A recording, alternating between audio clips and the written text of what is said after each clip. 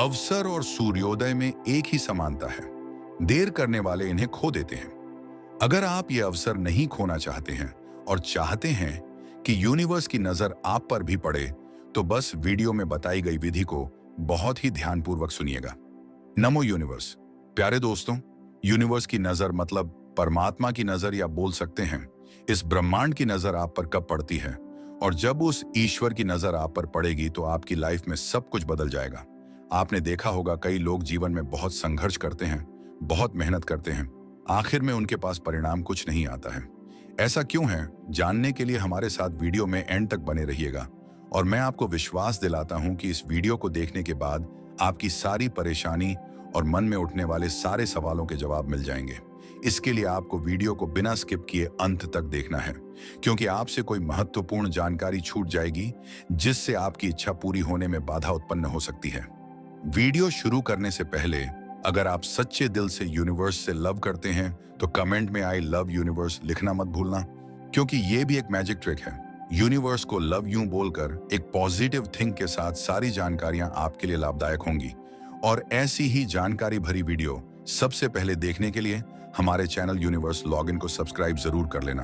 तो चलिए वीडियो शुरू करते हैं। आपने बहुत सारे लोग ऐसे देखे होंगे जो सुबह 5 बजे उठकर काम के लिए चले जाते हैं और रात को भी लेट घर पर लौट कर आते हैं, और वह दिन भर बहुत मेहनत करते हैं, लेकिन फिर भी उनका पूरा जीवन कड़ी मेहनत में ही गुजर जाता है। और कई लोग ऐसे भी आपने देखे होंगे जो ज्यादा मेहनत भी नहीं करते हैं, लेकिन फिर भी उनको जीवन में सब कुछ मिलता जाता है। तो वह लोग ऐसा क्या करते हैं और इसका क्या कारण है जो उन्हें बिना कुछ किए सब कुछ मिल जाता है? देखिए, जो बहुत ज्यादा मेहनत कर रहा है फिर भी उसको वह चीज नहीं मिल पा रही है जो वह चाहता है, दिन रात मेहनत करने के बाद भी उतना नहीं पाता है। और एक वह व्यक्ति है जो इतनी मेहनत भी नहीं करता है, फिर भी उसको वह सब कुछ मिल जाता है जिसकी वह कामना करता है।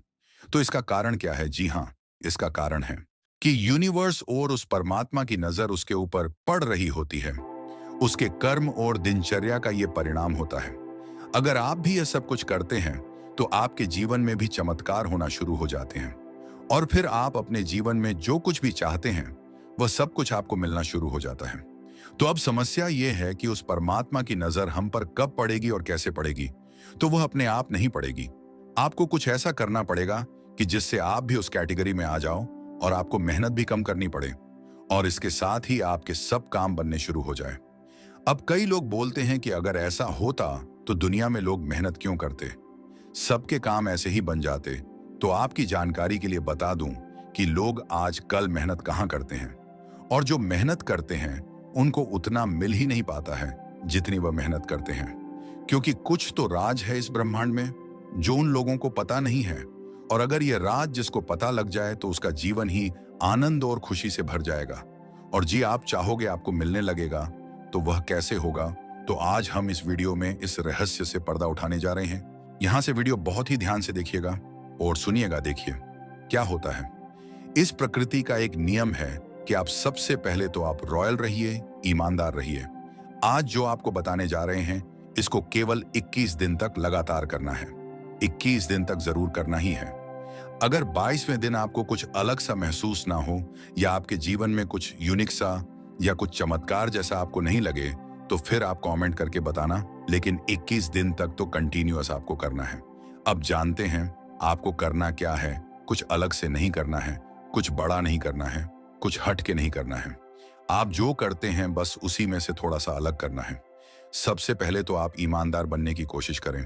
किसी भी चीज के प्रति ईमानदार रहिए। मान लीजिए आप किसी भी दुकान पर जाते हैं, आप किसी कपड़े की दुकान पर जाते हैं और आपने एक शर्ट और पैंट खरीद लिया, और दुकान पर ज्यादा भीड़ होने की वजह से दुकानदार ने गलती से पैंट के पैसे नहीं जोड़े और आपको बिल बनाकर दे दिया। अब यहां से शुरू होता है आपका और यूनिवर्स का कनेक्शन। आप भले ही ना जानते हो, लेकिन ये यूनिवर्स सब चीज नोट करता है। सिर्फ 500 रुपए के लिए आपने अपनी ईमानदारी को दांव पर लगाया हुआ है। अब या तो आप दुकानदार के केवल शर्ट के पैसे देकर चले जाएं, या फिर उसको बता सकते हो कि भाई आपके गलती से पैंट के पैसे नहीं जोड़े। अब देखिए दुकानदार आपको कितनी बार धन्यवाद बोलता है, और उसकी नजरों में आपकी इमेज बढ़ेगी। अगर आप ऐसा नहीं करते तो यूनिवर्स क्यों नाराज होता, ये भी जान लेते हैं। आपको भी पता है आप कितनी मेहनत करते हो। अगर आपको उसका फल या कीमत ना मिले तो आपको कैसा लगेगा? ऐसे ही अगर आप उस दुकानदार से पैंट फ्री में ले आते हो, तो जब वह व्यक्ति घर आपने के लिए अपने मालिक को पूरा हिसाब किताब देता, तो वहां पर उसके पास वही 500 रुपए कम पड़ते। अब मालिक तो उसके काट लेता, लेकिन उसका मन बहुत दुखी होता। और जो दूसरों के बारे में नहीं सोचता, यूनिवर्स उनकी बातों पर ध्यान नहीं देता। इसीलिए आज से ही ईमानदारी के रास्ते पर चलना शुरू कर दीजिए।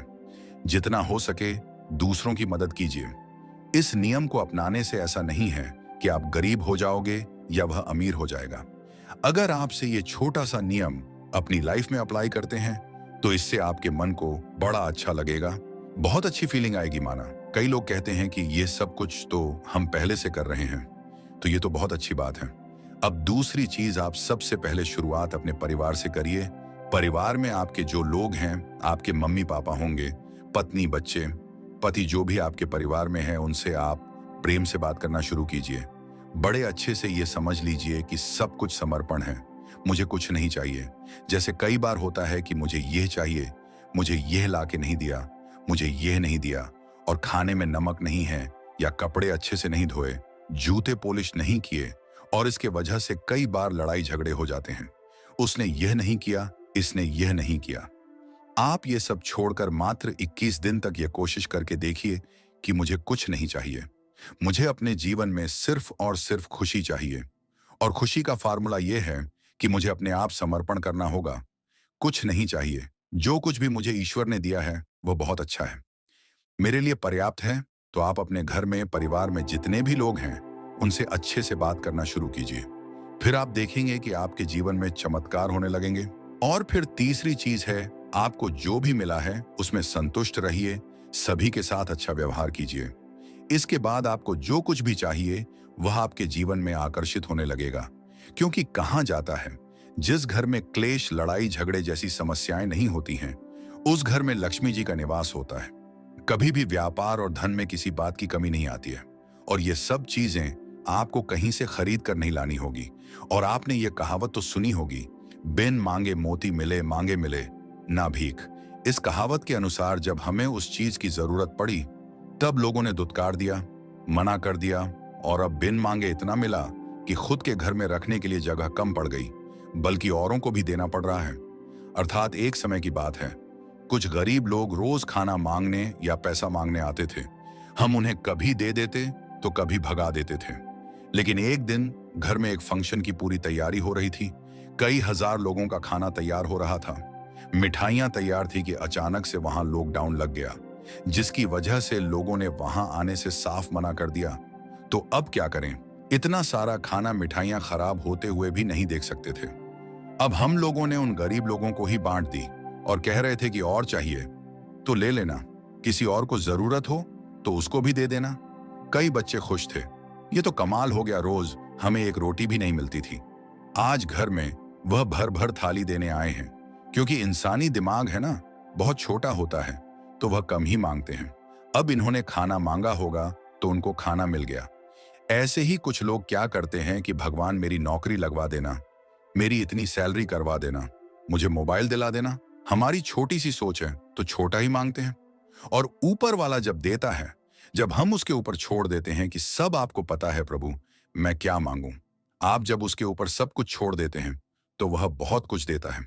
इसलिए कहा गया है कि बिन मांगे मोती मिले ना, और मांगे मिले ना भीख। आज एक छोटा बच्चा है, आपसे कुछ मांगेगा, उसकी कितनी सी समझ है, वह क्या मांगेगा? उसको एक टॉफी चाहिए, कहीं मार्केट में जाएगा, उसको एक टॉफी दिला दो, कोई बिस्किट दिला दो, कुछ चॉकलेट, बस इतना कुछ ही मांगेगा। या और थोड़ा सा समझदार है तो अपने ओढ़ने पहनने की कोई वस्तु मांगेगा। लेकिन आप उसके लिए कितनी बड़ी प्लानिंग लेकर के चलते हैं, किसको क्या देना है, क्या खिलाना है, क्योंकि उसकी तो सोच उतनी सी ही है, उतना ही दिमाग है। लेकिन आप समझदार हैं। तो इसी प्रकार भगवान भी हमारा पिता है और वह हमसे बहुत ज्यादा समझदार है, और उसकी प्लानिंग है कि मुझे किसके लिए क्या देना है और क्या नहीं देना है।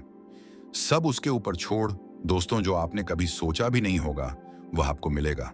और जब हम परिवार से कुछ मांगते हैं, कुछ छीनते हैं, लड़ाई झगड़े करते हैं, क्लेश करते हैं, तो ऐसा नहीं कि आपको मिल जाएगा, आपकी वह चीज आपसे और दूर होती चली जाएगी।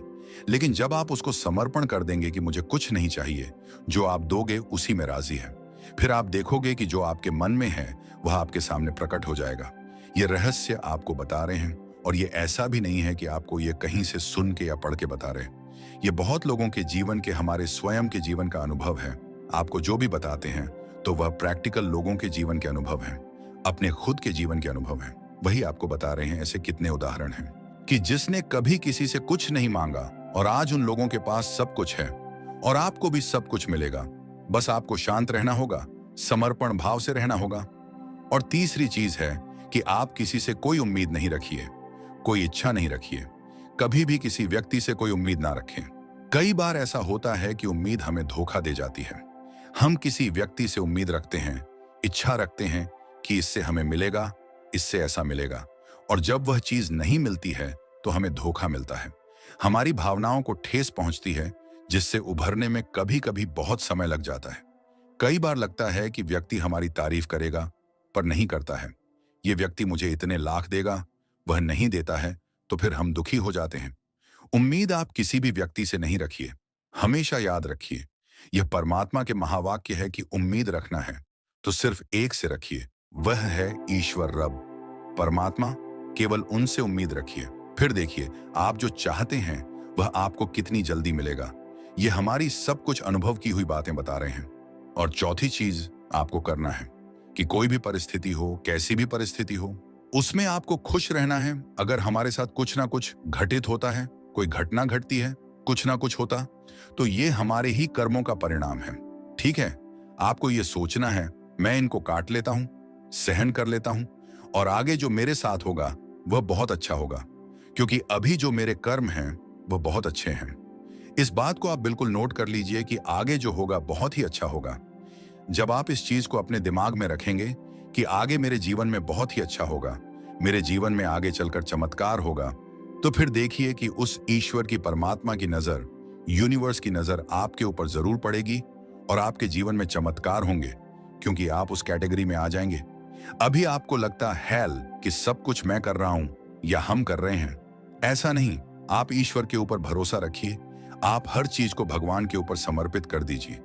आज मैंने यह काम किया है, यह कार्य किया है, आपको समर्पित है, आपने करवाया है, मैंने कुछ नहीं किया है, बस मैंने किया है। यह आपके जिम्मे है। ईश्वर आप देख लेना। और होता क्या कि इंसान इसलिए परेशान होता है कि मैं इस चीज को कर लूंगा, मैंने इसको किया है, मुझे वह आगे नहीं बढ़ने देता है। और जिस व्यक्ति के अंदर अहंकार रहता है, ना तो भगवान की नजर और ना ही कभी यूनिवर्स की नजर उसके ऊपर पड़ती है। लेकिन जब आप इस अहम को त्याग देते हैं, मैं कुछ नहीं कर सकता हूं, सिर्फ मैं निमित्त मात्र हूं, ईश्वर ने मुझे निमित्त बनाया है, चाहे परिवार के निमित्त बनाया है, कराने वाला वह है, मैं कुछ नहीं कर सकता हूं। मैं तो बस अपने कर्तव्य का पालन कर रहा हूं, जिसके निमित्त मुझे ईश्वर ने बनाया है। फिर देखिए परमात्मा की नजर कैसे आपके ऊपर पड़ती है। यूनिवर्स की नजर आप पर तभी पड़ेगी जब आप सबसे अलग होकर काम करेंगे, तभी पड़ेगी जब आप कुछ अलग सोचोगे, भीड़ से अलग निकलो, नकारात्मक विचारों से दूर रहो, और इस मैं अपनी नौकरी लगवा लूंगा, मैं अपनी लाइफ बढ़िया कर लूंगा, मैं सब कुछ अच्छे से कर लूंगा, मैं यह कर लूंगा, इस मैं से दूर रही, क्योंकि मैं होता है अहंकार, इसीलिए सब कुछ छोड़ो और ये सोचो अच्छा करेंगे। मुझे विश्वास है अपने भगवान पर, मेरी लाइफ में जो कुछ भी होगा ईश्वर सब अच्छा करेंगे। अपने अंदर ऐसे विचार लाइए कि मेरा सब कुछ बहुत अच्छा होगा, ईश्वर मेरे साथ है, मैं सबको खुश देखना चाहता हूं। कहा जाता है कि सर्वे संतु सर्वे भवन्तु सुखिनः, सर्वे संतु रामया सर्वे भद्राणि पश्यन्तु, मां कस्य दुख भाग भवे मंत्र। मैं चाहता हूं कि पूरा विश्व प्रसन्न रहे। और जब आप सब में खुशी की भावना देखते हैं, सबको खुश देखना चाहते हैं, तो फिर ईश्वर की नजर आपके ऊपर पड़ती है। अब एक और चीज आपको लास्ट में बताएंगे कि उस परमात्मा को, ईश्वर को कैसे पता चलता है कि आपको क्या चाहिए। मान लीजिए आपके पड़ोस में एक बाइक आती है, वहां दो प्रकार के व्यक्ति रहते हैं। एक के मन में हीन भावना आएगी, देखकर जलत महसूस होगी, और फिर ईश्वर देखता है कि अरे इसको ये बाइक अच्छी नहीं लगी, इस बात को समझना। दूसरा एक व्यक्ति होगा, कहेगा वाह, अरे बहुत बहुत बधाई हो आपको, आप नई गाड़ी खरीद करके लाए हैं। एक वह होता है जो मन से बधाई नहीं देता है, और एक वह होता है जो अंदर से, दिल से बधाई देता है। बहुत मजा आ गया है, तो आपको अंदर से बहुत खुशी होनी चाहिए कि चलो अरे पास वाले की बाइक आ गई है। और जब ईश्वर देखता है कि अरे इसको तो बड़ी खुशी हो रही है, इसकी बाइक आने से इसको खुशी हो रही है, तो कैसे ना कैसे करके इसको भी बाइक दिलाओ, इसको भी बाइक दिलानी चाहिए। तो यूनिवर्स को दूसरों की खुशी में खुशी ढूंढने वाले बहुत अच्छे लगते हैं।